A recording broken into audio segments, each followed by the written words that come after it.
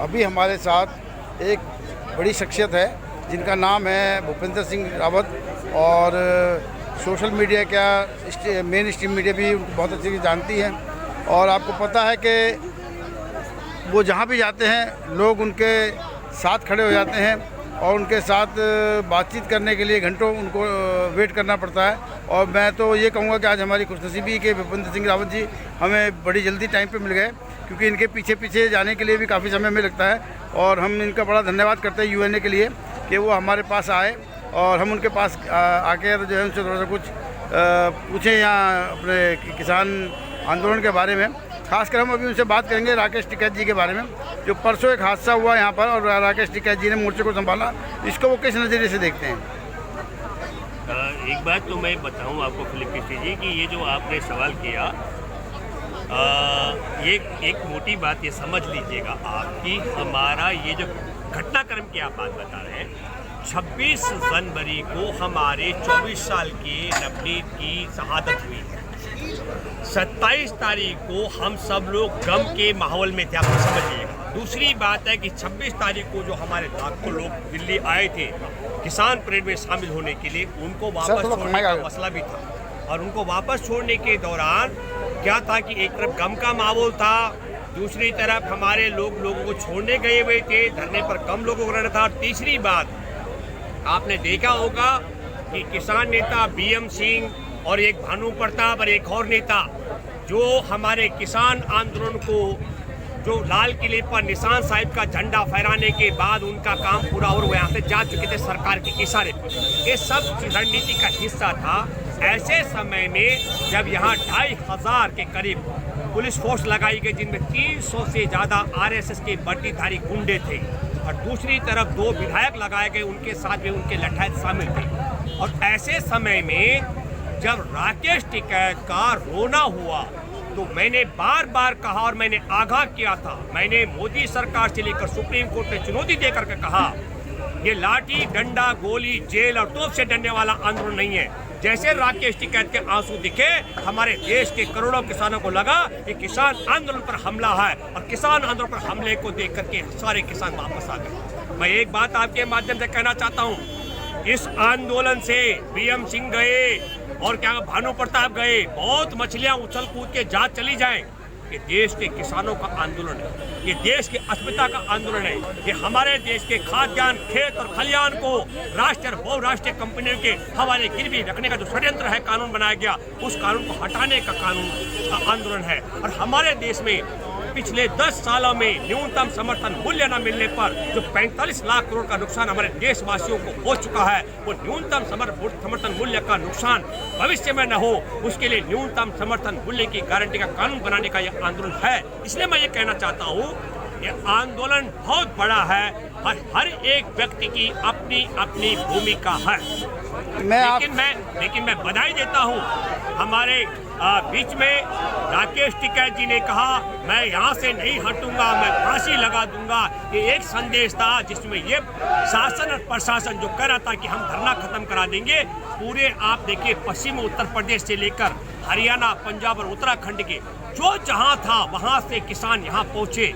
और आपने ये देखा है कि नहीं, न केवल सिंगो बॉर्डर की, मैं सॉरी गाजीपुर बॉर्डर की, सिंगो बॉर्डर पर कल मैं जा रहा था, शासन और प्रशासन ने हमें नहीं जाने दिया, लेकिन 200 गुंडे वहां पहुंचे जिनमें भाजपा का निगम पार्षद भी शामिल था, पत्थरबाजी करने के लिए। आप समझिए कि मैं किसान कार्यकर्ता, भारतीय किसान मजदूर संयुक्त यूनियन का राष्ट्रीय प्रवक्ता, मैं अपने किसान आंदोलन में शामिल नहीं हो पाया, लेकिन पत्थरबाज वहां शामिल होते हैं। यहाँ पर भी इनके वर्दीधारी और बिना वर्दी के गुंडे हमला करने के लिए आते हैं और सिंगो बॉर्डर में आगजनी, लूटपाट और पत्थरबाजी करते हैं।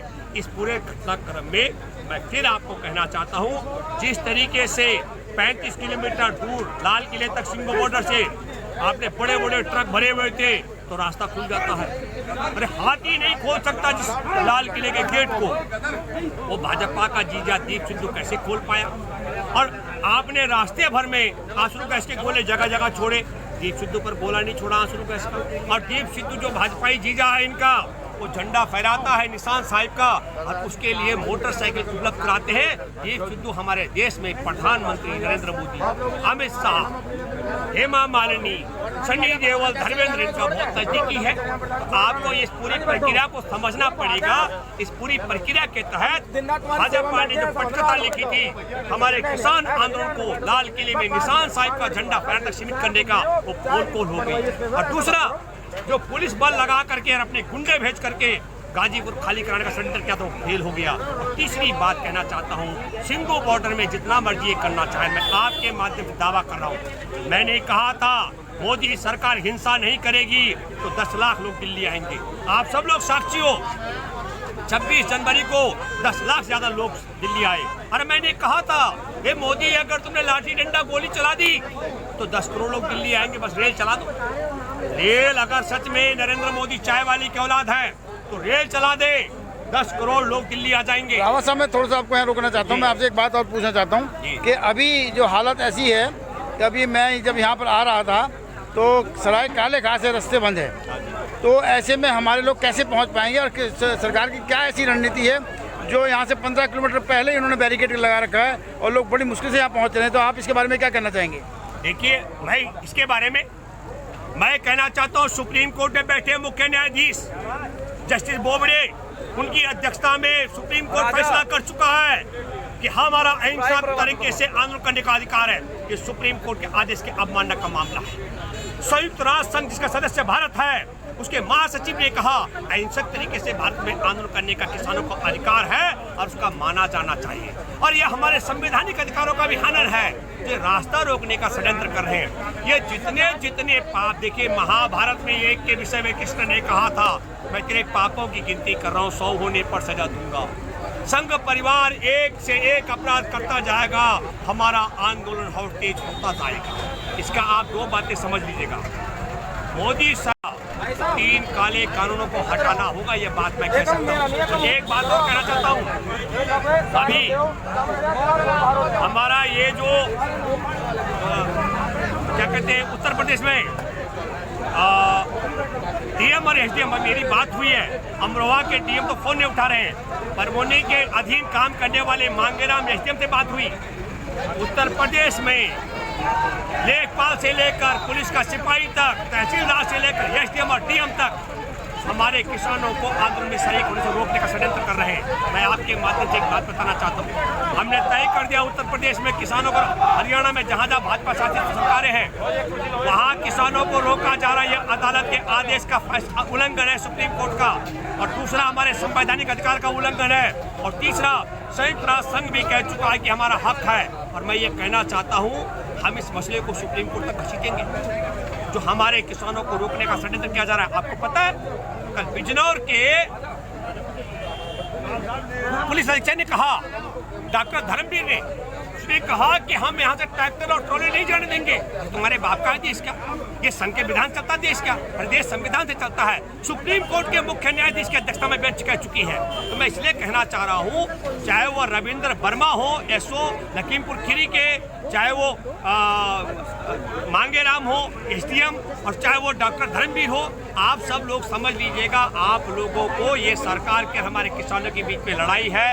आप गेहूं की तरह 2 चक्की के पार्ट हैं हम, कि गेहूं की तरह बीच में घुन की तरह पिसने मत आओ। अगर अदालती अवमानना की प्रक्रिया शुरू होगी तो कोर्ट कचहरी और जेल के चक्कर तुमको काटते हैं। योगी और खट्टर और मोदी का कुछ नहीं बिगड़ेगा, यह बात भी आपको ध्यान रखनी होगी। आपका बहुत बहुत धन्यवाद भूपेंद्र सिंह रावत जी, और हम आपका यूएनए के लिए बड़ा धन्यवाद करते हैं कि आपने समय निकाला और कुछ समय में दिया। बहुत बहुत धन्यवाद।